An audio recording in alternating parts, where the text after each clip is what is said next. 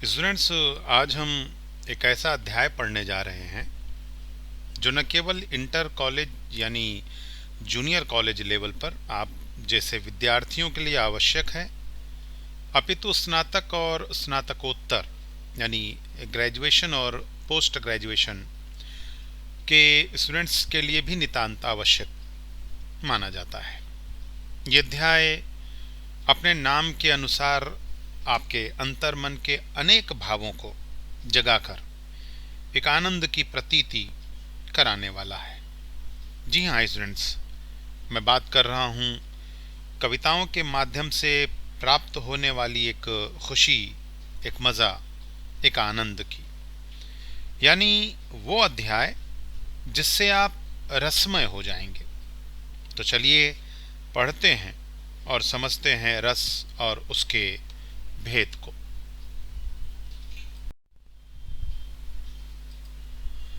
Students, यहाँ पर इस स्लाइड के माध्यम से मैं आप लोगों की कक्षा 11वीं और 12वीं में कौन कौन से रस आप लोगों को पूछे जाने वाले हैं और किस रूप में आप लोगों को पूछे जाने वाले हैं, इसके बारे में थोड़ा संक्षिप्त रूप से परिचय देना ज़्यादा उचित समझता हूँ। तो सबसे पहले यहाँ पर देख लीजिए, ये जो 11वीं कक्षा में पूछे जाने वाले रस हैं उनमें हास्य रस, करुण रस, वीर रस, भयानक रस और वात्सल्य रस, ये कक्षा 11वीं से संबंधित रसों के नाम हैं। और बाकी के जो रस बच रहे हैं, श्रृंगार रस हो गया, रौद्र है, बीभत्स है, अद्भुत है, शांत और भक्ति रस, ये आपकी कक्षा 12वीं से संबंधित रस हैं जिनके बारे में हम आगे चर्चा करने वाले हैं, पढ़ाई करने वाले हैं। स्टूडेंट्स, यहाँ पर जो आप लोगों को परीक्षा की दृष्टि से जिस रूप में, जिस शैली में पूछा जाने वाला है उसके बारे में भी थोड़ा आप जानकारी ले लीजिए कि काव्य पंक्तियाँ दी जाएंगी 4 उदाहरण के रूप में। उनमें से आपको कोई 2 काव्य पंक्तियों को पढ़कर उनके अंदर कौन सा रस छिपा हुआ है ये आपको पहचानना होगा और उन काव्य पंक्तियों के सामने ये रसों में से जो भी रस होंगे उनका नाम आपको लिखना होगा। यानी 2 अंकों के लिए आप लोगों को आपकी परीक्षा में ये पूछा जाने वाला है, 11वीं कक्षा में भी और 12वीं कक्षा में भी। 4 विकल्प रहेंगे, 2 आपको करना रहेगा और ये क्वेश्चन नंबर 5 जो कि कृति 5 के रूप में पूछा जाता है, वहाँ पर आपको ये पूछा जाने वाला है। तो यहाँ पर जो आपकी टेक्स्ट बुक में संक्षिप्त रूप से दे दिया गया है, पहले हम उसका भाव समझ लेते हैं कि यहाँ पर क्या बतलाया गया, उसके बाद फिर हम आगे के स्लाइड के माध्यम से रस असल में क्या होता है, स्थायी भाव क्या चीज़ है, इन चीज़ों की चर्चा करेंगे। तो देखिए, काव्य शास्त्र में आचार्यों ने रस को काव्य की आत्मा माना है। जिस तरह से शरीर में जब आत्मा होती है तो शरीर का अर्थ होता है, शरीर का अपना एक मतलब होता है, शरीर कोई भी कार्यशैली कर सकता है, बिना आत्मा के शरीर जो है मृत होती है, निरर्थक होती है। ठीक वैसे ही काव्य के अंदर अगर रस नहीं है तो काव्य नीरस माना जाता है। विभाव, अनुभाव, व्यभिचारी भाव जिसे संचारी भाव के नाम से भी जाना जाता है, और स्थायी भाव, ये रस के अंग हैं, यानी उनके पार्ट्स हैं, उनके हिस्से हैं। और इन अंगों अर्थात तत्वों के संयोग से, यानी इनको आपस में मिला देने से रस की निष्पत्ति होती है। अब निष्पत्ति का अर्थ उत्पत्ति होना, जाहिर होना, आउटपुट जिसे आप बोलते हैं। यानी विभाव, अनुभाव, व्यभिचारी भाव और स्थायी भाव को जब आपस में इनका संयोग किया जाता है तो जिस चीज़ का आउटपुट होता है वही रस कहलाता है। साहित्य शास्त्र में स्टूडेंट्स 9 प्रकार के रस माने गए। यहाँ पर आप देखिए, रसों की संख्या जो है वो 11 बताई गई है, लेकिन यहाँ पर क्या लिखा जा रहा है, 9 प्रकार के रस माने गए हैं। कालांतर यानी बाद के समय में अन्य 2 रसों को भी शामिल कर लिया गया था। अब यहाँ पर बहुत ही सरसरी तौर पर इस चीज़ को समझ लीजिए कि श्रृंगार रस का अपना स्थायी भाव रति होता है, हास्य का हास होता है, जिसका मैंने देखिए आसान शब्दों में उसके अर्थ भी लिख दिए हैं कि रति का मतलब क्या होता है, प्रेम होता है, हास हंसी से संबंधित है, करुण का मतलब शोक जिसका अर्थ दुख होता है, रौद्र गुस्से को बोलते हैं, क्रोध के रूप में इसका स्थायी बताया गया है, वीर का उत्साह होता है जिसके लिए जोश शब्द आप इससे भली भांति परिचित होंगे, भयानक के लिए भय, डर, खौफ जैसे शब्दों का प्रयोग आप समझ सकते हैं, बीभत्स, जुगुप्सा, घृणा, किसी चीज को देखकर आपके मन में एक अजीब सा भाव पैदा होता है, वो जुगुप्सा कहलाती है। अद्भुत, विस्मय यानी आश्चर्य में डाल देने वाली बातें। शांत रस, शांति या वैराग्य। अच्छा, यहाँ पर एक चीज और आपको मैं आगे चलकर स्पष्ट करूंगा, लेकिन यहाँ पर मैं आपको मोटे तौर पर बता दूं कि देखिए 9 प्रकार के जो रस यहाँ पर दिए गए हैं, नंबर 1 to 9, ये मूल रस हैं। और 8वें रस तक यानी अद्भुत रस तक का जो वर्णन किया, सबसे पहली पुस्तक जिसे आप कह सकते हैं, ग्रंथ जिसे आप कह सकते हैं, भरत मुनि का नाट्य शास्त्र, उसमें 8 ही रस का वर्णन है। बाद में उद्भट जी ने 9वें रस का वर्णन किया और वो भी चलन में आ गया। तो 9 प्रकार के मूल रस हैं, लेकिन आपको 11 के 11 रसों का वर्णन मतलब कि आपको किया जाएगा आपके सामने और आपको समझाने की कोशिश की जाएगी। तो 9 रस मूल रस हैं, जिसमें से 8 भरत मुनि के माध्यम से, 9वां उद्भट जी के माध्यम से, वात्सल्य रस को आचार्य विश्वनाथ का के माध्यम से माना गया और भक्ति रस को जो है रूप गोस्वामी जी के माध्यम से माना गया है। अब देखिए यहाँ पर आपने जो ये ऊपर के शब्द पढ़े हैं, विभाव, अनुभाव, व्यभिचारी भाव या अस्थाई भाव, ये क्या चीज है, ये किस बला का नाम एक तरह से आप कह सकते हैं कि है ये क्या, ये आपको बाउंसर गया होगा आप में से बहुतों को।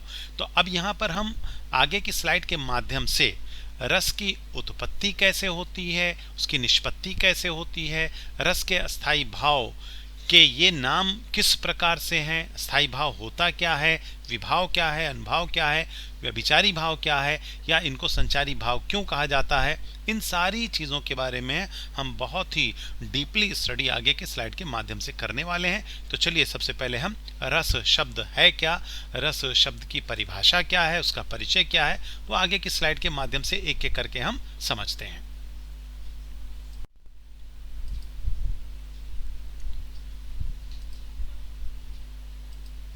अब देखिए यहाँ पर रस शब्द की व्युत्पत्ति, ओरिजिन, ये शब्द आया कहाँ से। तो देखिए रस शब्द संस्कृत के रस धातु, जो मूल शब्द होता है वो रस, देखिए यहाँ पर स के नीचे हलंत लगा हुआ है। अब इस रस धातु में अशुन या अच, इन दोनों प्रत्यय के जोड़ देने से रस शब्द की व्युत्पत्ति मानी गई। अच्छा, अशुन और अच का चलन कब रहा, प्रयोग कब हुआ, वो आगे आप देख सकते हैं कि वैदिक संस्कृत में अशुन प्रत्यय का चलन था। प्रत्यय जो शब्द के अंत में, जिसे इंग्लिश में आप सफिक्स कहते हैं। तो वैदिक संस्कृत में अशुन रस धातु के साथ जुड़ा था। लौकिक संस्कृत में अच प्रत्यय रस धातु के साथ जुड़ा था और हिंदी भाषा में आ प्रत्यय रस धातु के साथ जुड़ गया। अब यहां पर जो लास्ट की पंक्ति यहां पर आप देखिए कि इस तरह से कालांतर यानी बाद के समय में रस धातु के साथ आ प्रत्यय, अशुन में शुन का हटना, अच में चा का हटना और आ प्रत्यय का बच जाना और रस धातु के साथ आ का योग हो जाने से रस शब्द की व्युत्पत्ति मानी जाती है।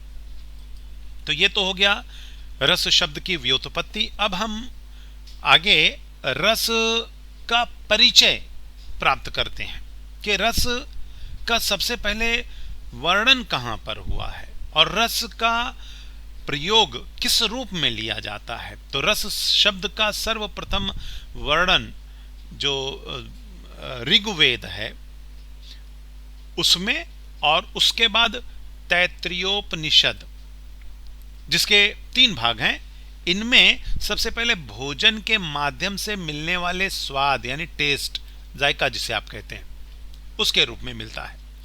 काव्य शास्त्र के संदर्भ में सबसे पहले रस शब्द का उल्लेख भरत मुनि द्वारा, आचार्य भरत मुनि, इनके माध्यम से इनके द्वारा लिखित पुस्तक है जिसका नाम है नाट्य शास्त्र। इसमें सबसे पहले रस शब्द को काव्य शास्त्र के रूप में इसका वर्णन दिखलाई पड़ता। उससे पहले इसे स्वाद के रूप में, टेस्ट के रूप में, जायके के रूप में, भोजन के माध्यम से मिलने वाले जो स्वाद होता है उस रूप में लिया, इसका वर्णन मिलता था। तो सबसे पहले काव्य शास्त्र में भरत मुनि के माध्यम से रस शब्द का वर्णन मिलता है। वेदों को, ये जो 4 वेद हैं, ऋग्वेद, सामवेद, यजुर्वेद, अथर्ववेद, तो वेदों को आधार मानकर ही भरत मुनि ने नाट्य शास्त्र की रचना की थी। और यही कारण है कि भरत मुनि ने नाट्य शास्त्र को पंचम वेद, पांचवा वेद भी कहा है।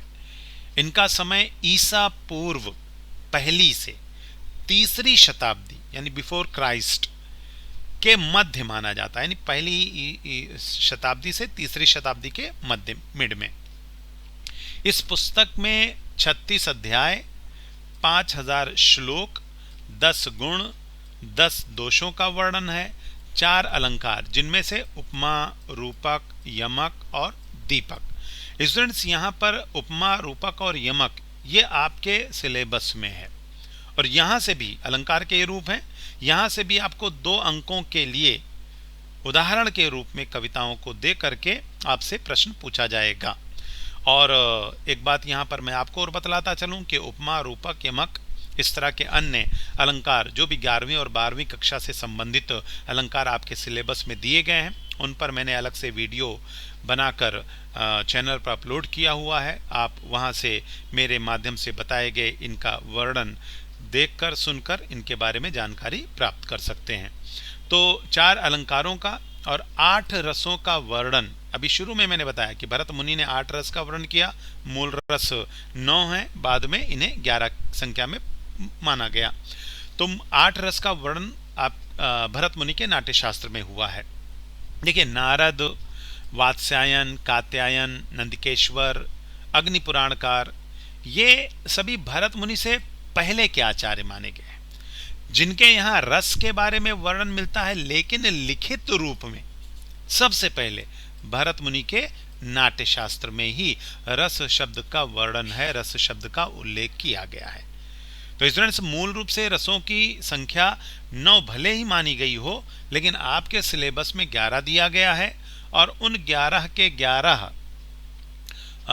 रसों के बारे में हम डीपली समझने की कोशिश करेंगे। तो जो मूल रस हैं उनके लिए काव्य पंक्तियां यहाँ पर देखिए कि श्रृंगार, हास्य, करुण, रौद्र, वीर, भयानकः, विभत्स, अद्भुत, शांताश्च नव नाट्य रसः स्मृतः।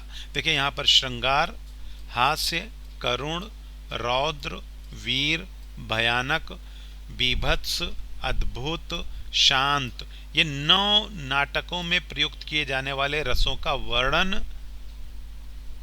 मूल रूप से दिखलाई पड़ता है। बाद में आगे चलकर 2 भक्ति रस और वात्सल्य रस को ऐड कर दिया गया। इस तरह से हमारे सिलेबस में 11 रसों का वर्णन किया गया है, जिनके बारे में हम आगे की स्लाइड के माध्यम से एक एक करके समझेंगे। अब सबसे पहले हम रस शब्द के अर्थ को समझ लेते हैं कि रस का मतलब क्या होता है। देखिए, सबसे पहली बात तो ये कि रस का अगर हम नॉर्मल शाब्दिक अर्थ लें, तो जैसे हम जूस वगैरह, मौसम्बी का, अंगूर का या संतरे का, ये जो रस निकलता है, ये जो जूस निकलता है, इसी को हम रस कहते हैं। लेकिन जैसा कि मैंने आपको बताया कि खाद्य पदार्थ के रूप में भरत मुनि के माध्यम से रचित नाट्य शास्त्र से पहले इस प्रकार के रसों का वर्णन हुआ है, लेकिन काव्य शास्त्र में जिस प्रकार से रस का वर्णन मिलता है वह भरत मुनि के नाट्य शास्त्र के माध्यम से ही मिलता है। और वहाँ पर जिस तरह से आप अलग अलग फलों के माध्यम से मिलने वाले रस का आस्वादन करते हैं, उसका जायका लेते हैं, उसका टेस्ट लेते हैं, ठीक वैसे ही कविताओं के माध्यम से, साहित्य यानी कविता, लिटरेचर के माध्यम से प्राप्त होने वाले आनंद, जो एक उसका एक मजा जो मिलता है, उसी को काव्य शास्त्र में रस कहा जाता है। अब हम परिभाषा देख लेते हैं। परिचय तो हमने देख लिया, अब हम परिभाषा देख लेते हैं कि रस की परिभाषा है क्या चीज। स्टूडेंट्स, अभी थोड़ी देर पहले मैंने आपको बताया कि काव्य को पढ़कर, यानी कोई भी काव्य पंक्तियां हैं, जब हम उनको पढ़ते हैं या फिर उनको सुनते हैं या फिर नाटक, ड्रामा, मूवीज, फिल्मों को देखते हैं, तो सहृदय यानी पढ़ने वाला, सुनने वाला, प्रेक्षक, देखने वाला, सामाजिक का अर्थ होता है समाज में रहने वाले सभी लोग, तो इन लोगों को पढ़कर, सुनकर या नाटक को देखकर जिस आनंद की अनुभूति होती है, यानी जिस चीज को ये महसूस करते हैं स्टूडेंट्स, उसी बात को रस कहा जाता है। और इसका वर्णन भरत मुनि ने अपने रस सूत्र में भी किया है, जिसे हम आगे पढ़ेंगे। तो जब लोग किसी कहानी को, कोई कविता को, कोई नाटक को या नॉवेल, उपन्यास को, कोई फिल्म हो गई, ऐसी जैसी चीजों को देखते, पढ़ते हैं या सुनते हैं, तब जो पाठक यानी रीडर होता है, पढ़ने वाला, श्रोता जो ऑडियंस होता है, सुनने वाला, या जो लोग होते हैं, देखने वाले लोग, इनको जो भी सुख या दुख या जो आनंद वहां पर जो भी सीन चल रहा हो, उसके अकॉर्डिंग जो ये इनका दिल जो महसूस करता है, जो जिसकी प्रतीति ये लोग करते हैं, उसी को काव्य शास्त्र में रस कहा जाता है। अब रस को परिभाषित करते हुए भरत मुनि के बाद एक और आचार्य गुजरे हैं, आचार्य विश्वनाथ। उन्होंने रस शब्द की व्याख्या वाक्यम रसात्मकम काव्यम, यानी एक तरह से आप कह सकते हैं कि काव्य को, रस को जो है काव्य की आत्मा माना गया है। यानी कविताओं में रस की प्रतीति जब तक ना हो तब तक वो काव्य नहीं कहा जा सकता है। तो यहां पर आगे अब हम ये देखते हैं कि रस की निष्पत्ति यानी उसका आउटपुट कैसे होता है। देखिए, जैसे थोड़ी देर पहले मैंने बताया कि जब आप कोई भी चीज़ खाते पीते हैं तो उसका जो एक टेस्ट आपको मिलता है, जो उसका स्वाद मिलता है, तो ये आप जब कोई चीज़ को खा रहे होते हो, पी रहे होते हो, तो ही वो जायका, वो टेस्ट, वो स्वाद आपको महसूस कर रहे होते हो। तो उसी बात को यहाँ पर अलग अलग आचार्यों ने अपने तौर पर स्पष्ट करने की कोशिश की है। हम भी यहाँ पर इसको देखते हैं कि रस की निष्पत्ति कैसे होती है, यानी उसका आउटपुट कैसे होता है। जिस प्रकार यानी जिस तरह से नाना व्यंजनों, नाना नहीं कई तरह के अलग अलग व्यंजन, खाने पीने, खाद्य पदार्थ जिसे आप कह सकते हैं, औषधियाँ, देखिए दवाइयाँ इत्यादि, जब आप शारीरिक रूप से आपके अंदर कोई विकार, कोई बीमारी आती है तो आप दवाइयों का सेवन करते हैं, वो भी तो एक जायका, एक टेस्ट वहाँ पर मिलता है आपको। या द्रव्यों यानी जो लिक्विड के रूप में मीठा शरबत हो गया या किसी भी तरह की चीज़ों के संयोग से, यानी इनको आपस में मिला देने से, भोज्य रस, खाने पीने वाली जो चीज़ें होती हैं से भोजन वाला जो रस की निष्पत्ति होती है, यानी जो वहाँ पर आउटपुट होता है, जिस तरह से इन चीज़ों को खाने से, या फिर इस तरह से भी आप समझ सकते हैं कि गुड़ादि, जौगरी जो मीठा पदार्थ होता है, उससे बना हुआ द्रव्य यानी शरबत वगैरह, व्यंजन खाने पीने वाली चीज़ें, औषधियाँ वही शारीरिक विकार को दूर करने के लिए, बीमारी को दूर करने के लिए, से षाडवादी 6 तरह की चीज़ें, मधुर, मीठा, अमल, खट्टा, लवण, नमकीन, कटु, तीखा, कसाय, कसैला और तिक्त, कड़वा जिसे हम कहते हैं। ये जो रस हैं इनका निवर्तन, निवर्तन का अर्थ होता है एक तरह से परिक्रमा करना है, नहीं एक के बाद दूसरे का आना, सब एक साथ आपको टेस्ट नहीं देते हैं, एक के बाद दूसरे लौटते हैं। तो रसों का जो निवर्तन होता है, उसी प्रकार नाना भावों यानी अलग अलग जो आपके मन में फीलिंग्स हैं, जो जज्बात हैं, जो एहसास हैं, जो आप महसूस करते हैं, उनके उपगत, उपगत का अर्थ होता है जो पूर्णता को प्राप्त होते हैं, यानी बिल्कुल निकट आ जाते हैं, सामीप्य या जुड़ जाते हैं आपसे। तो भावों के उपगत होने पर स्थायी भाव रस रूप को प्राप्त होते हैं। अब देखिए यहां पर स्थायी भाव, ये एक महत्वपूर्ण शब्द है जो रस निष्पत्ति में महत्वपूर्ण रोल निभाता है। अब हम आगे इसके बारे में भी चर्चा करेंगे, पर सबसे पहले भरत मुनि के माध्यम से जो रस सूत्र, रस की निष्पत्ति के लिए उन्होंने कहा, उसका हम यहाँ पर वर्णन कर लें कि विभाव अनुभाव व्यभिचारी संयोगाद्रस निष्पत्ति। उसका यहाँ पर देखिए भावार्थ दिया गया है कि विभाव, अनुभाव और व्यभिचारी भाव के संयोग से, यानी इनको आपस में जोड़ देने से रस की निष्पत्ति होती है।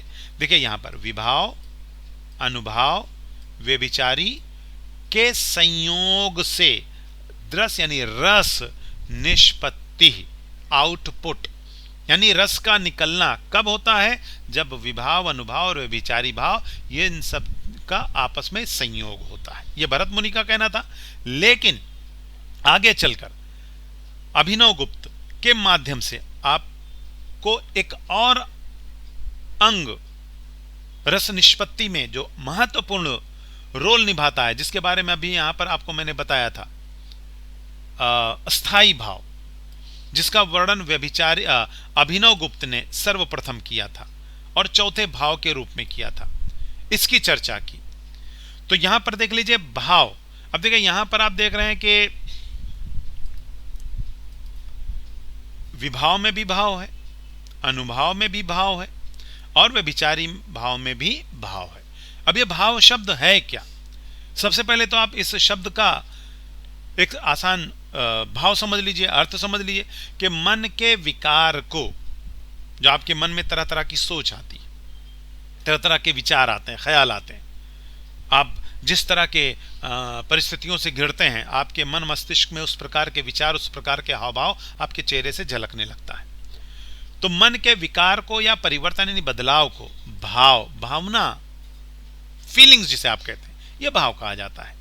तो भाव का अर्थ यहां पर समझना इसलिए जरूरी क्योंकि यहां पर जो तीन भाव भरत मुनि के माध्यम से बताए गए, विभाव, अनुभाव, व्यभिचारी भाव, और चौथा भाव जिसे अभिनव गुप्त ने स्थायी भाव के रूप में बतलाया है, जो उसकी चर्चा हुई है, इस तरह से अब आप इस चीज को समझने की कोशिश करिए कि है क्या कि अस्थाई भाव के साथ विभाव को, अनुभाव को, व्यभिचारी भाव को जब हम जोड़ देते हैं तो मिलता है, जो बनता है वो रस होता है, यानी रस की निष्पत्ति होती है, रस का आउटपुट होता है, रस पैदा होता है, एक तरह से रस जाहिर होता है।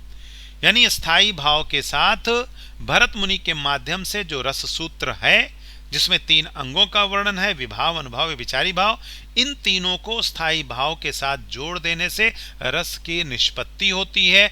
अब आगे की स्लाइड के माध्यम से स्टूडेंट्स मैं आपको एक एक करके स्थायी भाव क्या है, विभाव क्या होता है, अनुभाव किस चीज का नाम है, और व्यभिचारी भाव या संचारी भाव, क्षणिक भाव, इनके अलग अलग नाम हैं, ये होते क्या हैं, इनके बारे में हम एक एक करके समझते हैं। देखिए यहां पर सबसे पहले तो मैं आपको बहुत ही शॉर्ट में कि जो रस के ये अवयव बताए गए हैं, अवयव यानी पार्ट्स, रस के अंग, रस के तत्व, कोई भी एक चीज होता है, ये रस के चार अवयव माने गए, मुख्यतः चार अवयव माने गए। कौन कौन से? स्थायी भाव, विभाव, अनुभाव और संचारी भाव। इनमें से विभाव भरत मुनि के माध्यम से, अनुभाव भरत मुनि के माध्यम से, संचारी भाव भरत मुनि के माध्यम से, और अभिनव गुप्त द्वारा चौथा जो भाव स्थायी भाव है, ये चार भावों के संयोग से ही रस की निष्पत्ति होती है और ये चार रस के अवयव माने जाते हैं। अब यहां पर देखिए स्थायी भाव और इन जितने भी भाव, इनका मैं शॉर्ट में वर्णन करके आगे एक एक करके जितने भी भाव हैं या उनके जितने भी पार्ट्स हैं, उन सब का वर्णन उदाहरण के साथ आपको समझाने की कोशिश वहां पर किया जाए। तो स्थायी भाव, इनकी मूल संख्या 9, जैसा कि आप शुरू में ही आप पढ़ चुके हैं। भरत मुनि ने मात्र 8 ही बताया है, लेकिन आपकी टेक्स्ट बुक में कितने दिए गए? 11 दिए गए हैं। और दूसरा जो अंग है विभाव, विभाव का मतलब होता है कारण, इनकी संख्या 2 है, आलंबन और उद्दीपन। अच्छा, ये दो दो हिस्से में ये भी बटे, आश्रय आलंबन, विषय आलंबन, उद्दीपन भी, बाह्य आलंबन, आंतरिक उद्दीपन। अनुभाव, इनकी संख्या 4 है, कायिक, वाचिक, आहार्य और सात्विक। संचारी भाव, इनकी संख्या 33 मानी गई। अब हम इन अवयवों के उनके उपभेदों के साथ उदाहरण के माध्यम से एक एक करके मैं आपको आगे की स्लाइड के माध्यम से रस के अवयव होते क्या हैं और स्थायी भाव के साथ विभाव, अनुभाव, संचारी भाव को जोड़ देने से रस की निष्पत्ति कैसे होती है, यह आगे की स्लाइड के माध्यम से आप समझेंगे।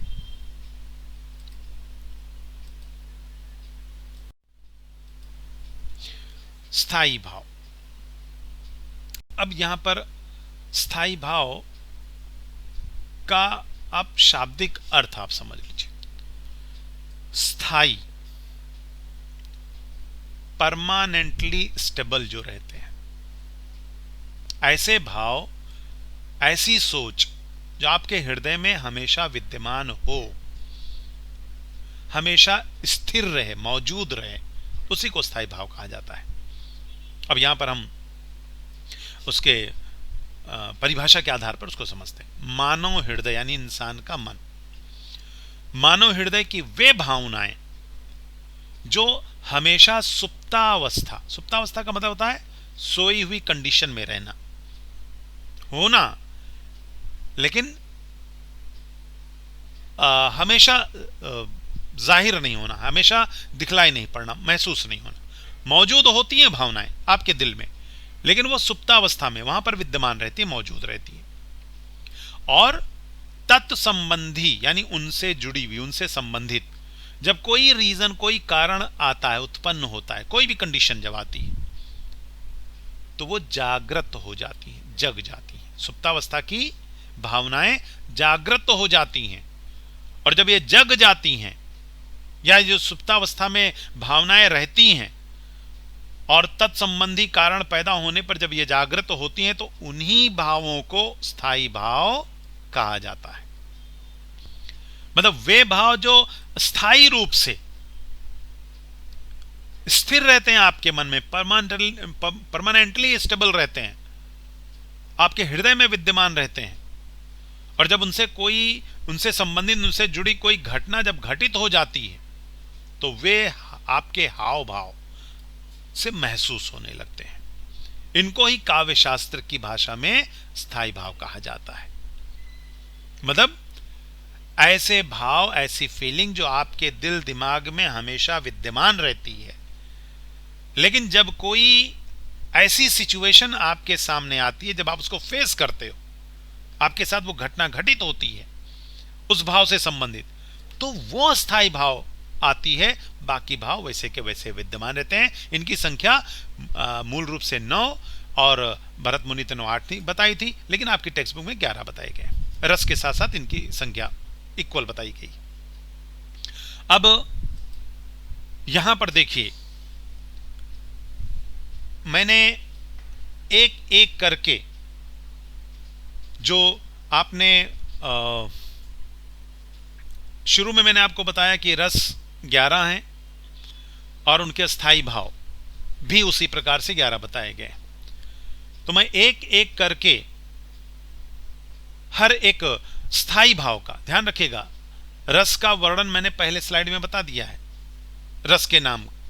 यहां पर जो मैं चर्चा कर रहा हूं वो आपका स्थायी भाव है, और यह स्थायी भाव जब पैदा होता है तो वो किसी न किसी रस रूप में परिवर्तित हो जाता है।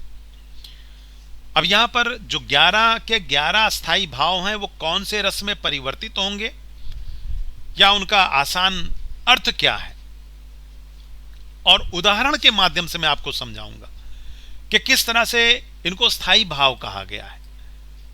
कि आपके हृदय में वे विद्यमान हैं, बट वो पैदा कैसे हो रहे हैं, जाहिर कैसे हो रहे हैं, सामने कैसे आ रहे हैं। आपके दिल में स्थिर रहने वाला, जाहिर ना होने वाला, जागृत ना होने वाला, जब कोई ऐसी घटना घटित होती है तो वो जागृत हो जाता है, जागृत हो जाता है।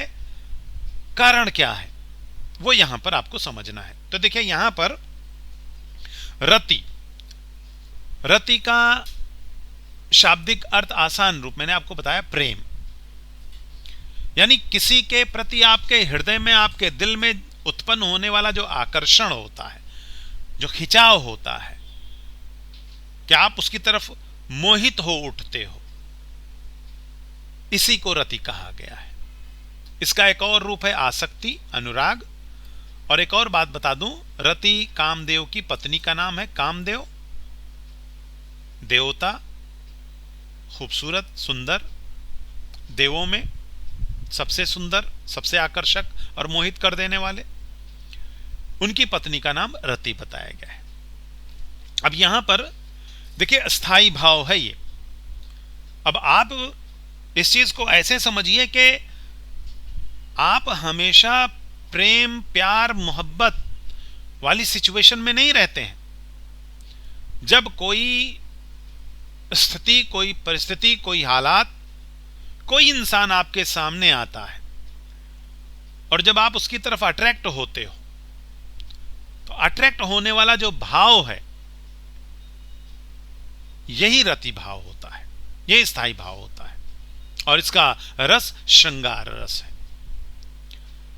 अब यहां पर इसको समझने के लिए एक एग्जाम्पल छोटा सा मैं देना चाह रहा हूं कि नायक और नायिका, हीरो और हीरोइन जिसे आप कहते हैं, भरत और शकुंतला नायक और नायिका हैं। शकुंतला वन में और रहती हैं, दुष्यंत का उस तरफ से गुजरना होता है। दुष्यंत अचानक जब शकुंतला को देखते हैं तो उनके रूप पर वो मोहित हो उठते हैं। उनके मन में वो भाव जिसे प्रेम भाव कहते हैं, जिसे हम रति भाव कहते हैं, ये सोया हुआ था। शकुंतला को देखने से पूर्व उनके मन में ये भाव था, स्थायी रूप से मौजूद था, स्थिर था, लेकिन जैसे ही शकुंतला को उन्होंने देखा वैसे ही वो प्रेम भाव उनके चेहरे पर प्रकट हो गया, उत्पन्न हो गया, वो दिखलाई पड़ने लगा। तो ये भाव मौजूद था वहां पर, लेकिन तत्संबंधी कारण शकुंतला का उनके सामने आना या शकुंतला को जैसे ही उन्होंने देखा, वो जो सुप्तावस्था में उनके हृदय में विद्यमान था वो जागृत तो हो गया। तो रति स्थायी भाव है। स्थायी भाव की संख्या 11 यहां पर आपको पढ़नी है। स्थायी भाव हमेशा आपके हृदय में स्थिर रहते हैं, मौजूद रहते हैं, लेकिन उससे संबंधित कोई घटना जब घटित होती है तो वो स्थिर भाव जो सुप्तावस्था में है वो जग जाते हैं और श्रृंगार रस, चूंकि रति भाव है तो श्रृंगार रस की उत्पत्ति होती है। अब यहां पर दूसरा हास, हंसी से संबंधित है। हास जो है वो आपका हास्य रस से संबंधित है, और हास जो है स्थायी भाव है। आप जब सर्कस वगैरह देखिए, जब देखते हैं तो जो जोकर की ऊटपटांग हरकत होती है, उनका जो पहनावा होता है, उसको देखकर अपने आप आपके हृदय में सुप्तावस्था में वो भाव जो हास भाव था, हंसी से संबंधित था, वो मौजूद था। लेकिन सिचुएशन जब आई, आपने जब जोकरों की ऊटपटांग हरकत देखी, तो वो जो स्थिर थी वो बाहर आ गई, जो स्थायी रूप से मौजूद थी वो रस रूप में परिणत हो गई, और उसे ही हास्य रस कहा जाता है, और उसका स्थायी भाव हास होता है। आजकल देखिए बहुत सारे कॉमेडी शो चल रहे हैं कि जो है कॉमेडियन होता है, स्टैंडिंग जो कॉमेडी कर रहा होता है, उसकी बातें, उसके हाव भाव, इस प्रकार की बातों को सुनकर अपने आप आपको हंसी आ जाती है, आप हंसी नहीं रोक पाते हो। तो उस वक्त आपके मन में प्रेम नहीं पैदा होता, उस वक्त तो कॉमेडी सीन चल रहा है, रति गायब हो चुका है, प्रेम गायब हो चुका है, यहां पर अभी हंसी मजाक वाला भाव चल रहा है। तो स्थायी भाव एक एक करके ही आते हैं, एक साथ सारे भाव नहीं पैदा होते हैं, आपके चेहरे पर हर एक चीजें नहीं आ जाती हैं। उसके बाद हम देख लेते हैं शोक। शोक जो है करुण रस का अस्थायी भाव है। शोक यानी दुख, तकलीफ, कष्ट वाली बात, कि प्रिय वस्तु के विनाश के कारण चित्त की व्याकुलता, बेचैनी या दुख प्रतीत कराने वाली स्थिति, कि आपका अपना कोई,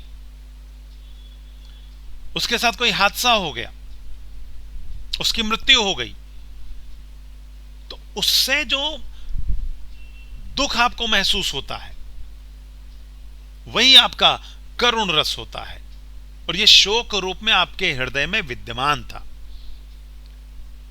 जो कि उस सिचुएशन के आधार पर कि आपका अपना कोई गुजर गया, उसकी अचानक मृत्यु हो गई, एक्सीडेंट हो गया किसी अपने का, तो आपके मन में यह मौजूद था स्थायी भाव, यह जागृत हो गया। तो स्थायी भाव आपके मन में हमेशा सुप्तावस्था में होता है। उनसे संबंधित जब कोई हादसा, कोई कारण, कोई घटना घटित होती है, तो वो स्थायी भाव निकलता है, जाहिर होता है और रस रूप में परिणत हो जाता है। तो शोक का जो श्रृंगार है, शोक का जो रस रूप है, वो आपका करुण रस है। उसके बाद हम क्रोध देख लेते हैं। क्रोध ये आपका रौद्र रस का स्थायी भाव है कि आपके मन को बुरी लगने वाली बात या कोई ऐसी अवस्था जिससे आपका मन क्रोध से, गुस्से से भर उठे, कि आपके अपने को कोई अपशब्द कह दे, कोई आपको गाली दे दे, आपको बड़ा बुरा लगेगा। तो ये स्थायी भाव के रूप में मौजूद था और उस वक्त प्रेम और मोहब्बत, हंसी मजाक आपके चेहरे पर नहीं दिखलाई पड़ेगा, वो भाव नहीं दिखलाई पड़ेगा। इस वक्त आपके चेहरे पर जो भाव जागृत होगा, जो स्थायी भाव दिखलाई पड़ेगा, वो आपका गुस्सा होगा, आपका क्रोध होगा, जो कि अस्थायी रूप में आपके हृदय में विद्यमान था। लेकिन यह कब उद्बुद्ध हुआ, कब यह पैदा हुआ, कब आपके चेहरे पर जाहिर हुआ?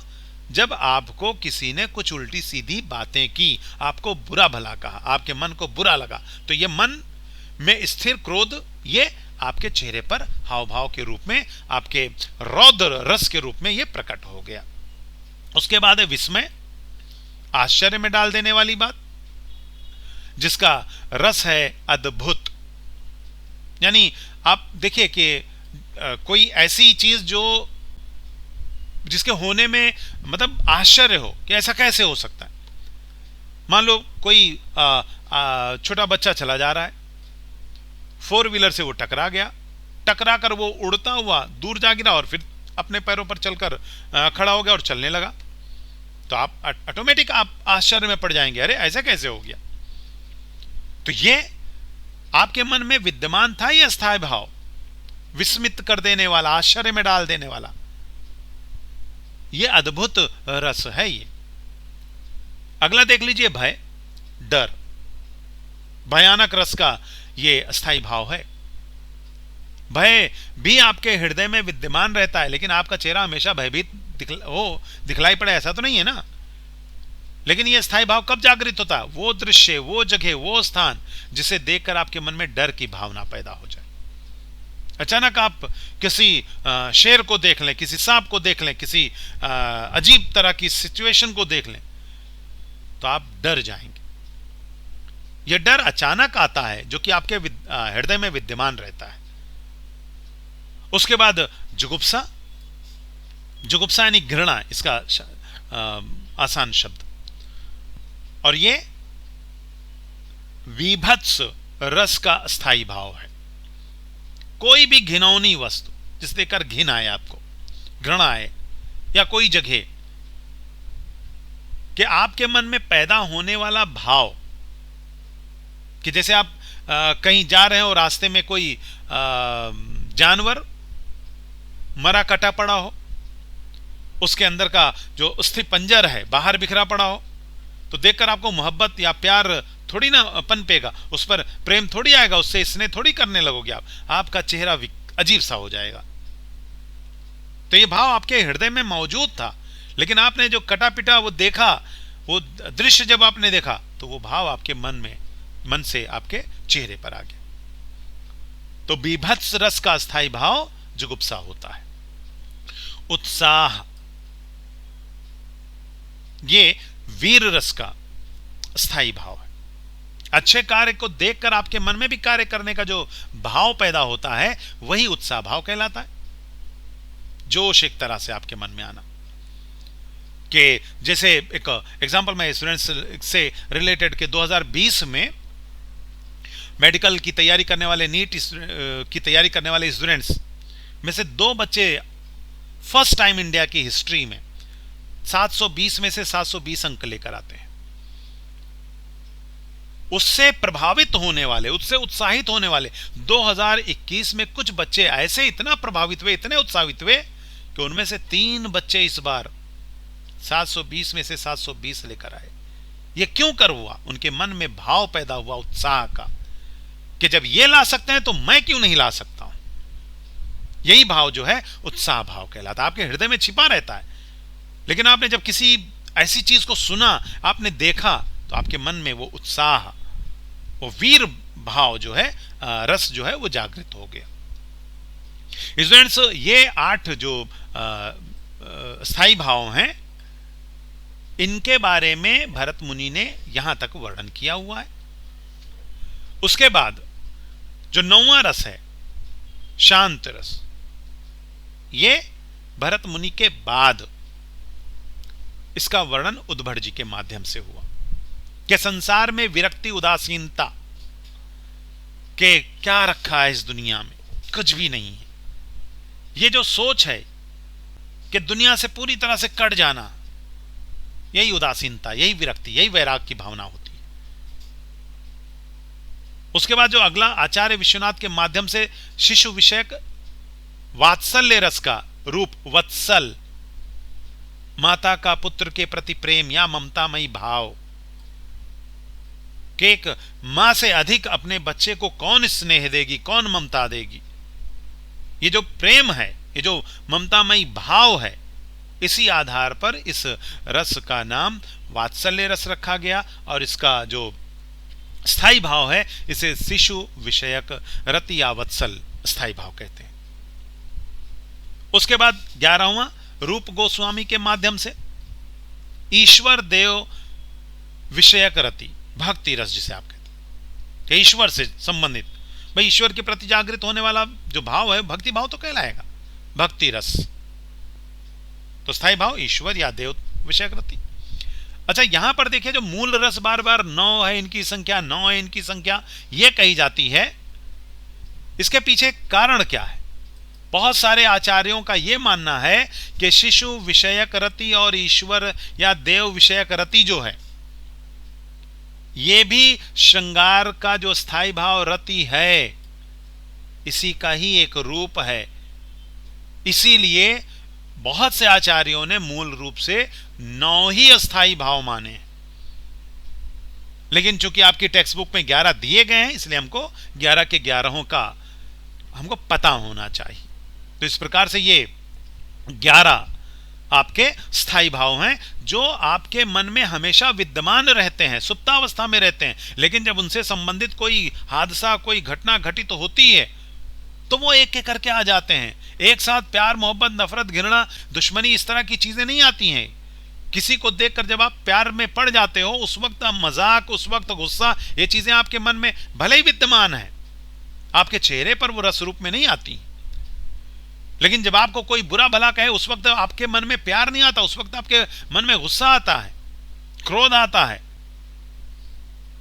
आप किसी मरे कटे जानवर या इंसान को देख लो, कोई सड़ी गली चीज आप देख लो, उस वक्त उससे प्यार जैसी भाव नहीं पैदा होगा आपके मन में, घृणा आएगी आपको। तो कहने का मतलब यह कि स्थायी रूप में विद्यमान वो भाव जो सिचुएशन के आधार पर जागृत होते हो, जग जाते हो, वही अस्थायी भाव कहलाते हैं। तो मूल रूप से इनकी संख्या भले ही 9 बतलाई गई हो, आपकी टेक्स्ट बुक में 11 है, सो आपको 11 के बारे में पता होना चाहिए।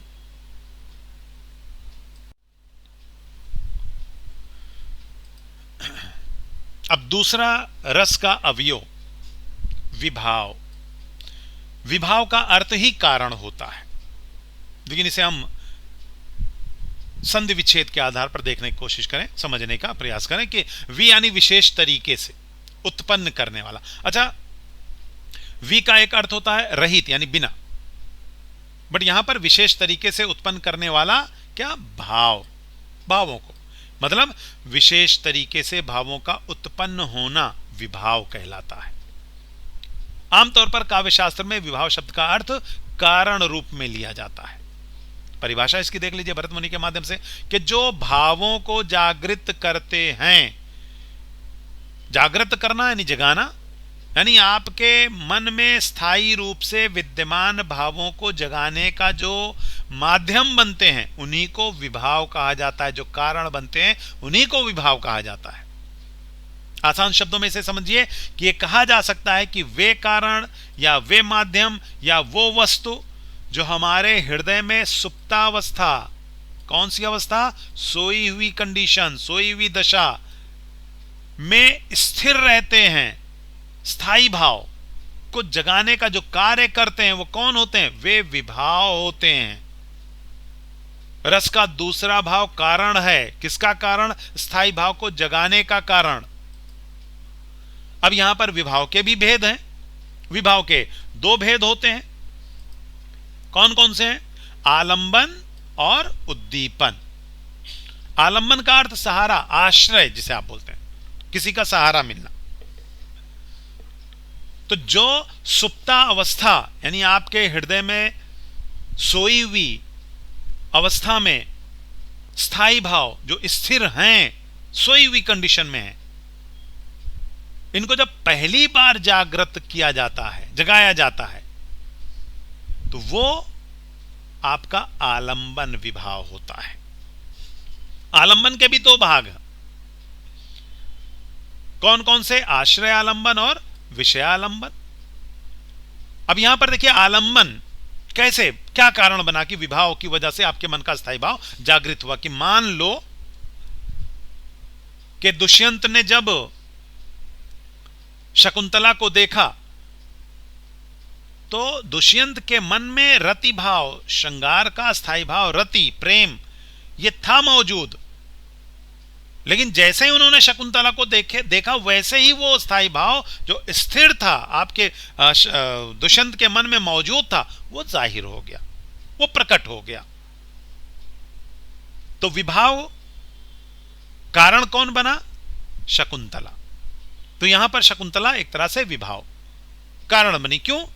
उन्हीं को देखकर तो दुष्यंत के मन में प्रेम का भाव पैदा हुआ है। तो जो सुप्तावस्था के स्थायी भाव को सोई हुई अवस्था में था, वो प्रेम भाव मन में मौजूद था, उसे जगाया किसने? शकुंतला ने। तो यहां पर शकुंतला जो है वो आलंबन विभाव। अच्छा, आलंबन के दो विभाग, आश्रय आलंबन और विषय आलंबन। व्यक्ति जिसके मन में भाव पैदा हो, शकुंतला को देखकर किसके मन में रति भाव पैदा हो रहा है? किसके मन में प्रेम भाव पैदा हो रहा है? दुष्यंत के मन में। तो दुष्यंत जो है वो आश्रय आलंबन हुए। और विषय आलंबन शकुंतला के कारण दुष्यंत के मन में भाव पैदा हुआ। तो यहां पर शकुंतला जो है वो विषय आलंबन, क्योंकि उनको देखकर रति भाव जो है, प्रेम भाव जो है, वो दुष्यंत के मन में पैदा हुआ।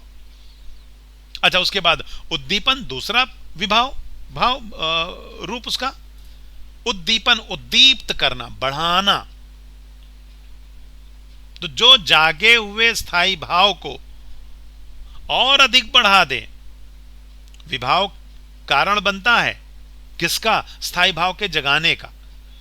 लेकिन जब वो स्थायी भाव जग जाता है तो उसको और उद्दीप्त करने का कारण वो दो हिस्सों में है, एक बाह्य एक आंतरिक।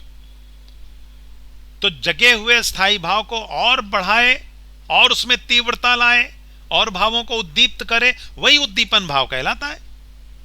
और इसके दो भाग, प्राकृतिक दृश्य कि शकुंतला वन में है, उपवन में है, चारों तरफ हरियाली, चिड़ियों का चहचहाना, कोयल की कूक, ये सारी चीजें दुष्यंत के मन में और प्रेम के भाव को उनके मन में भाव उमड़ रहा है और प्रेम भाव उद्दीप्त हो रहा है।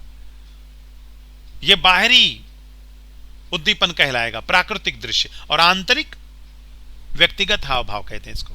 शकुंतला का निगाहें चुराना, मुस्कुराना, ये जो चीजें हैं, ये जो हाव भाव है शकुंतला का, ये आंतरिक उद्दीपन कहलाता है, जो दुष्यंत के मन में जगे हुए स्थायी भाव को, रति भाव को और जागृत कर रहा है और बढ़ा रहा है।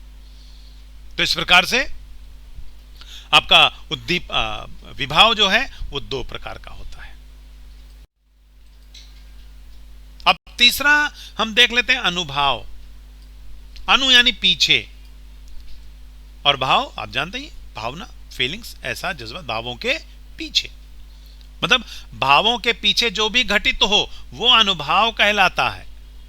भाई स्थायी भाव का जगना, जब किसी के मन में प्रेम भाव जगेगा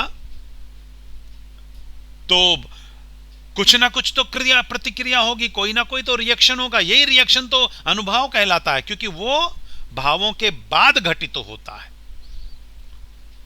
अब यहां पर इसको और आसान शब्दों में आप समझने की कोशिश करिए कि स्थायी भावों के जागृत होने के उपरांत आश्रय, यानी जिसके मन में रति भाव जागृत हुआ या कोई भी स्थायी भाव जागृत हुआ, तो जिसके हृदय में भाव जागे या आश्रय द्वारा व्यक्त की गई जो चेष्टाएं होती हैं वही अनुभव कहलाती हैं।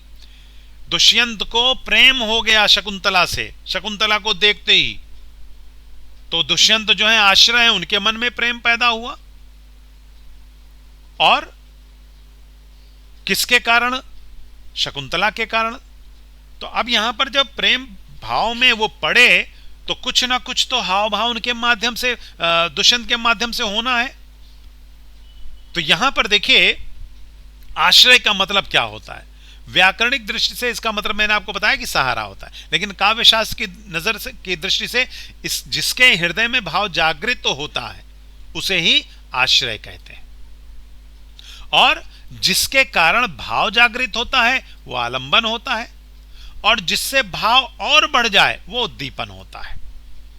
और जिसके हृदय में भाव जागृत होता है वो तो आश्रय कहलाता है, मैंने आपको यहां बताई। और जब भाव जग जाए आश्रय के मन में, तो भाव जागृत होने के बाद आश्रय द्वारा की जाने वाली जो भी चेष्टाएं हैं, जो भी हरकतें होती हैं, वही आपका अनुभव कहलाती हैं। इसमें अनुभव के 4 अंग बताए गए हैं। अब देखिए यहां पर 4 अंग जो हैं वो ये कायिक, वाचिक, आहार्य और सात्विक। कायिक और वाचिक और ये जितने भी हैं ये भरत मुनि ने बतलाए हुए हैं, लेकिन कायिक और वाचिक को आचार्य विश्वनाथ ने आंगिक और मानसिक भी कहा है, क्योंकि बोलने से पहले शब्द या वाक्य या सोच जो शब्द रूप है वो मन में सबसे पहले आता है, इसलिए विश्वनाथ जी ने इसे मानसिक कहा है। और काया या अंग एक ही चीज है, यानी शारीरिक चेष्टाएं, और मानसिक यानी वाचिक यानी बोलना, यानी वाणी संबंधी चेष्टाएं। आहार्य का मतलब होता है वेशभूषा, पहनावा, इनसे संबंधित।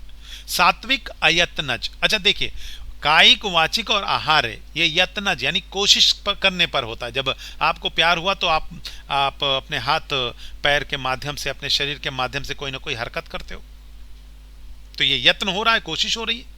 आप बोल रहे हो, कोशिश हो रही है। आप कपड़ों के माध्यम से या तो मोहित होते हो, आप मोहित करते हो, ये कोशिश होती है, ये यत्न होता है।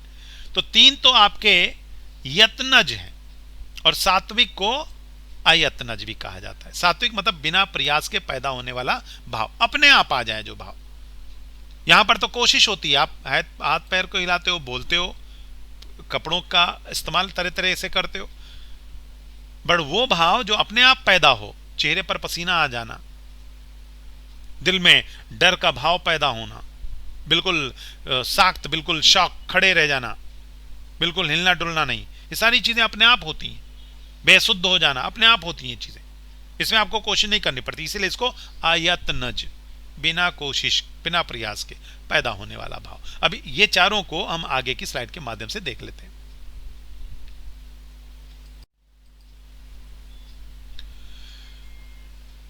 आंगिक कायिक अनुभव।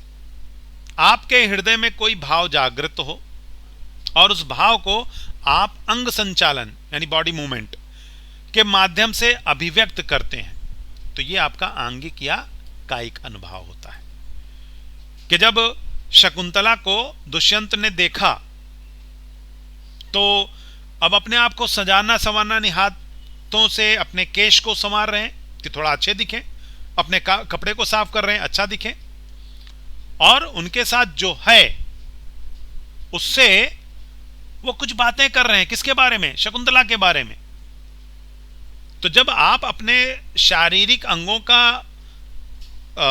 को मूव करते हो, हरकत करते हो रति भाव में पड़ने पर, तो वो कायिक अनुभव होता है। लेकिन जब आप अपने मन के भाव को, विचारों को शब्दों के माध्यम से किसी के साथ शेयर कर रहे होते हो, बोल रहे होते हो, तो वो वाचिक अनुभव होता है। तो आपके मन में जब भाव जागृत हो जाता है, उसके उपरांत जब जिह्वा के माध्यम से, जुबान के जरिए जब आप अपने मन की भावनाओं को व्यक्त करते हो, अभिव्यक्त करते हो, तब वही आपका वाचिक अनुभव कहलाता है। उसके बाद आहार्य।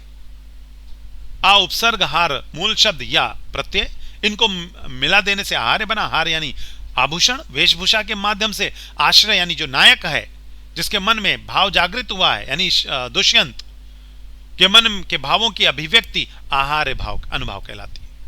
अच्छा, इनके 6 भेद होते हैं। चौथा अनुभाव सात्विक, सत्व धन इक, सात्विक यानी अपने आप भावों की अभिव्यक्ति होने के कारण सात्विक अनुभाव कहलाता है।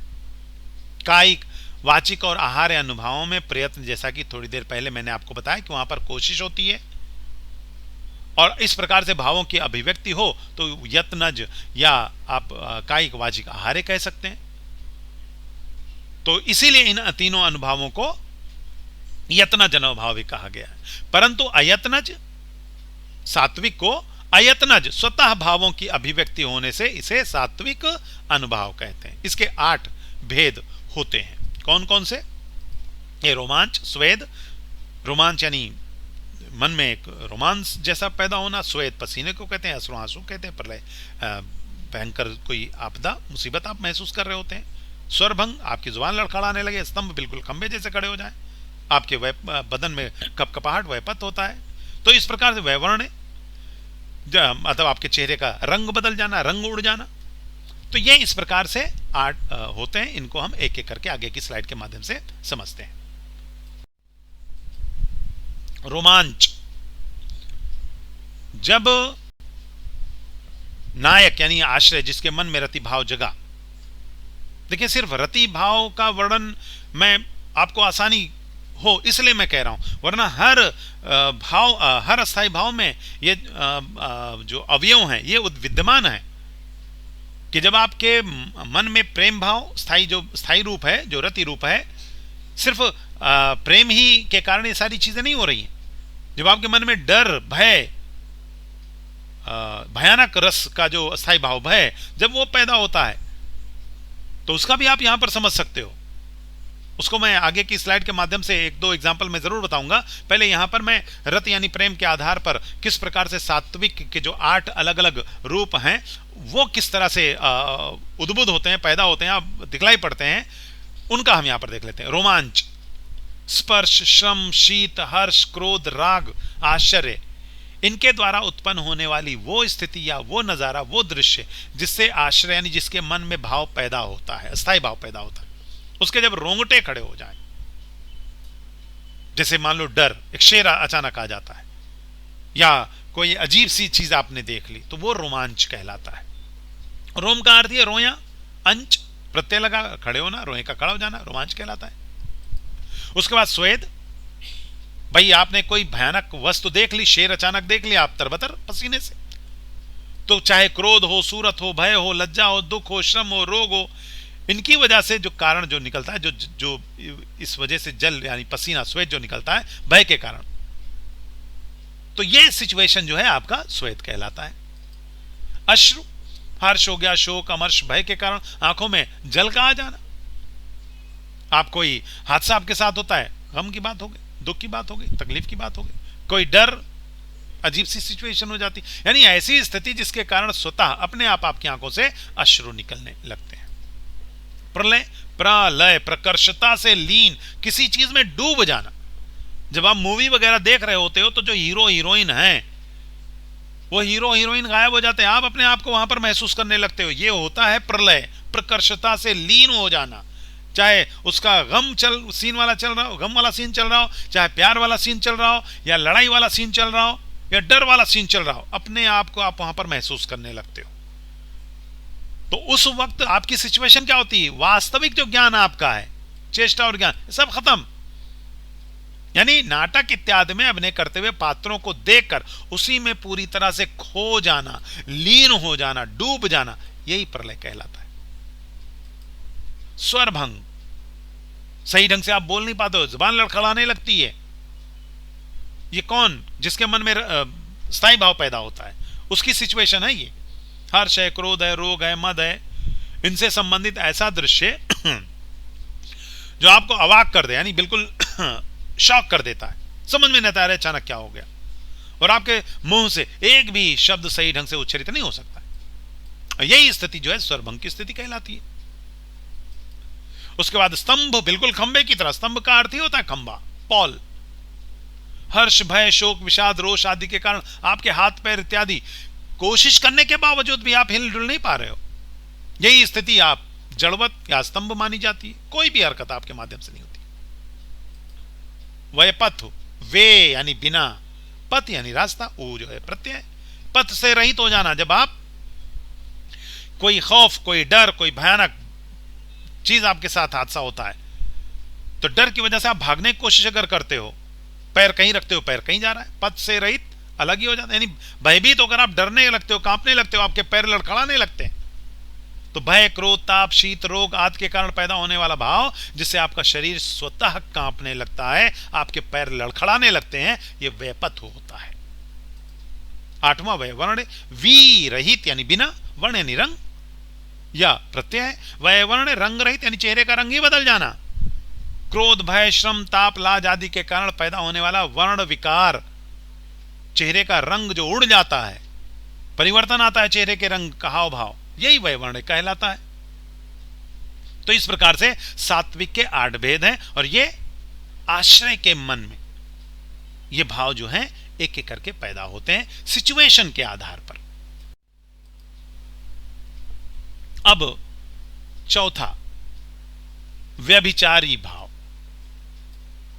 इसे संचारी भाव या क्षणिक भाव के भी कहा जाता है। संचारी यानी संचरण करने वाला, ये स्थिर नहीं रहते हैं, स्थायी नहीं रहते हैं, ये आते जाते रहते हैं। स्थायी भाव आपकी टेक्स्ट बुक में 11, मूल रूप से 9, वो स्थिर रहते हैं, लेकिन सिचुएशन के हिसाब से वो आते हैं, वो कभी गायब नहीं होते हैं, मौजूद रहते हैं, विद्यमान रहते हैं। लेकिन संचारी भाव या व्यभिचारी भाव ये क्षणिक होते हैं, पल भर के लिए, सिचुएशन के हिसाब से आते जाते रहते हैं। और किन के साथ? स्थायी भाव के साथ। तो वे भाव जो स्थायी भावों के साथ विचरण यानी आना और जाना करते हुए उन्हें पुष्ट करते हैं, उनको और मजबूत करते हैं, इसी भाव को भरत मुनि ने व्यभिचारी भाव कहा, जिसे आगे चलकर कुंतक, जिन्होंने वक्रोक्ति संप्रदाय की प्रतिष्ठापना की थी, इन्होंने संचारी भाव नाम दिया, जो आज प्रचलित तो हो चुका है। व्यभिचारी भाव हट गया है, अब संचारी भाव ही कहा जाता है।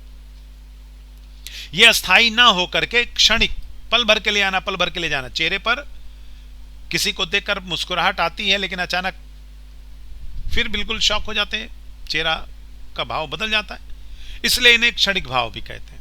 भरत मुनि द्वारा दिया गया नाम व्यभिचारी का संधि विच्छेद करिए, वी धन, अभिधन, चर धन, ई, व्यभिचारी, व्यभिचारी भाव। कुंतक द्वारा दिया गया नाम सम, धन, चर, धन, ई, संचारी भाव। देखिए दोनों जगह चर है, चलना, चलते रहना, संचरण करते रहना, इसीलिए इन्हें क्षणिक या संचारी भाव कहा गया। परिभाषा इसकी इस तरह से कि वे भावनाएं, वो फीलिंग्स, वो जज्बात जो निरंतर, बिना अंतर के, लगातार, कंटिन्यू, मुसलसल गतिशील रहती, एक्टिव रहती, चलती रहती हैं, रुकती नहीं, ठहरती नहीं है, या बीच बीच में उठकर समाप्त होती रहती, उन्हें संचारी भाव कहते हैं या व्यभिचारी भाव कहते हैं। इनकी संख्या विद्वानों ने 33 मानी है, ये आप यहां पर देख सकते हैं। ये सारे के सारे आपके संचारी भाव हैं। तो स्टूडेंट्स, इस तरह से 4 अवयव रस के माने गए हैं, जिनसे रस की निष्पत्ति होती है, रस का आउटपुट होता है। अब हम आगे की स्लाइड के माध्यम से एक एग्जाम्पल समझने की कोशिश करते हैं कि किस तरह से अस्थाई भाव के साथ विभाव, अनुभाव और व्यभिचारी या संचारी भाव को जब हम जोड़ देते हैं, संयोग उनका जब करते हैं, तो कैसे रस की निष्पत्ति होती है, कैसे वो स्थायी भाव जागृत होकर रस रूप में परिणत हो जाता है। देखिए, प्रेम भाव का ही वर्णन करेंगे। देखिए, स्थायी भाव कौन सा? श्रृंगार रस का स्थायी भाव रति, जिसे प्रेम कहा जाता है। एक कहानी छोटी सी समझ लीजिए कि सीता पूजा के लिए जनक उपवन में गई हुई हैं, और वहीं पर श्री रामचंद्र जी अपने भाई लक्ष्मण के साथ आते हैं। पहली बार जब सीता को देखते हैं तो उनके मन में सीता के प्रति एक आकर्षण, एक प्रेम, रति भाव जागृत होता है। अब यहां पर जो सिचुएशन चल रही, उसी आधार पर स्थायी भाव, विभाव, अनुभाव और संचारी भाव, ये चारों का जब संयोग होता है तो किस तरह से रस की निष्पत्ति यानी रस का आउटपुट होता है और वो श्रृंगार रस में परिवर्तित हो जाता है, वो यहां आप समझिएगा कि सीता को देखकर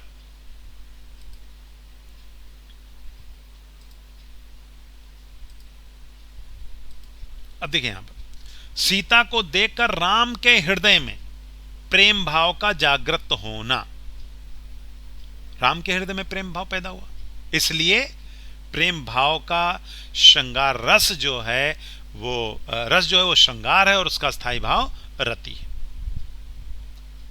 तो यहां पर स्थायी भाव था, राम के हृदय में वो विद्यमान था, लेकिन जब सीता कारण बनी, जब सीता उनके सामने आई तो वो भाव जागृत हुआ, उनके मन में स्थिर था, लेकिन कारण जब सामने आया तब वो भाव जागृत हो गया।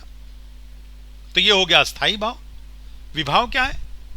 विभाव के दो रूप मैंने आपको बताया, आलंबन और उद्दीपन। सीता के कारण राम के हृदय में प्रेम भाव का जागृत होना, यह विभाव है, विभाव का अर्थ ही कारण है। सीता के कारण वो भाव पैदा हुआ जो छिपा हुआ था। अच्छा, इसके दो रूप कैसे? आश्रय आलंबन, सीता को देखकर राम के मन में प्रेम भाव जागता है, इसलिए राम जो है वो आश्रय आलंबन है। और विषयालंबन, सीता के कारण राम के हृदय में प्रेम पैदा होता है। तो विषय किसके कारण हुआ? सीता के कारण हुआ, इसलिए सीता जो है वो विषयालंबन है। सॉरी। दूसरा उद्दीपन और बढ़ना, सीता के हाव भाव कि निगाहें चुराना, मुस्कुराना, तिरछी निगाहों से देखना, यह राम का प्रेम भाव और बढ़ाता है, इसलिए यहां पर उद्दीपन विभाव है। अब उद्दीपन विभाव दो तरीके से, बाह्य उद्दीपन और आंतरिक उद्दीपन। कि जो जनक वाटिका है उसमें जो प्राकृतिक दृश्य है, हरियाली चारों तरफ, रंग बिरंगे फूल, कोयल की मधुर आवाज, परिंदों की जो कलरव, जो उनका एक आवाज, जो उनका शोर, ये सारी जो बाह्य जो वजह है, जो कारण है, इनके कारण राम के मन में प्रेम भाव और बढ़ रहा है, तो ये बाह्य उद्दीपन हुआ। आंतरिक उद्दीपन क्या होता है? सीता का मुस्कुराना, आंखों का झुकाना इत्यादि, यह आंतरिक उद्दीपन है। इससे भी राम के मन में प्रेम भाव और बढ़ रहा है और उद्दीप्त हो रहा है। तो यह हो गया दूसरा अवयव। तीसरा है अनुभाव। चार रूप मैंने बताए, उदाहरण के आधार पर समझिए। विभाव के कारण सीता विभाव बनी है, विभाव के कारण आश्रय के मन यानी राम यानी नायक के मन में जागने वाले प्रेम के माध्यम से शारीरिक क्रिया का होना कायिक अनुभव होता है। वो हाव भाव कर रहे हैं, वो जतलाना मीन्स छिपाना या जो कुछ भी कह लीजिए, लेकिन वो जो हरकतें हो रही हैं, हाथों का अपने आप को सही करना, अच्छा दिखने के लिए, ये अंग के का जो चलायमान है, अंग जो हिल डुल रहे हैं, मूवमेंट हो रहा है, शारीरिक क्रिया हो रही, इसीलिए इसको कायिक विभाव कहा गया, अनुभव कहा गया। उसके बाद वाचिक, सीता के आकर्षण से उनकी प्रशंसा करना, लक्ष्मण से उनके बारे में बात करना, यह वाचिक अनुभव है। फिर आहार है, सीता के सुंदर परिधान, जो उन्होंने कपड़े पहन रखे हैं, और राम का हृदय और भी सीता की ओर आकर्षित कर लेता है, यह आहार अनुभव हो गया।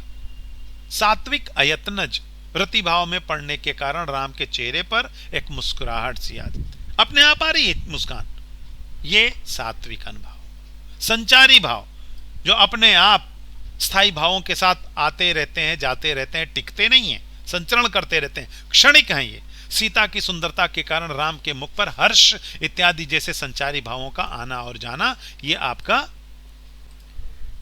संचारी भाव होगी।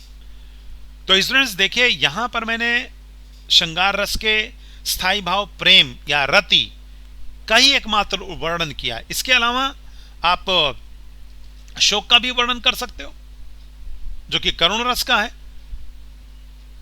इन सारी चीज आप हास्य रस का भी कर सकते हो, जो कि हास्य स्थायी भाव के आधार पर है। वीर और रस का कर सकते हो, जो कि स्थायी भाव उत्साह के आधार पर है। रौद्र, जिसका स्थायी भाव क्रोध है, उस पर भी किया जा सकता है।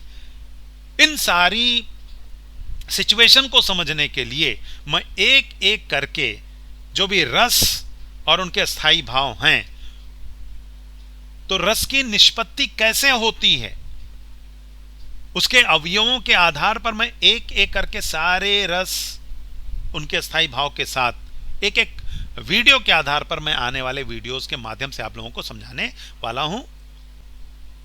उम्मीद ये करता हूं कि आप लोगों को ये वीडियो जरूर समझ में आया होगा। रस की उत्पत्ति कैसे, निष्पत्ति कैसे होती है, ये आप अच्छे तरीके से समझ गए होंगे। उनके चार भाव, स्थायी भाव, विभाव, अनुभाव और संचारी भाव, ये कैसे प्रकट होते हैं, किस तरह से ये स्थायी भाव को परिणत करते हैं रस में, सारी चीजें आई होप कि आप समझ गए होंगे। और आगे के वीडियो के माध्यम से मैं एक एक रस को उदाहरण के माध्यम से आप लोगों को समझाने की कोशिश करूंगा। तब तक के लिए आप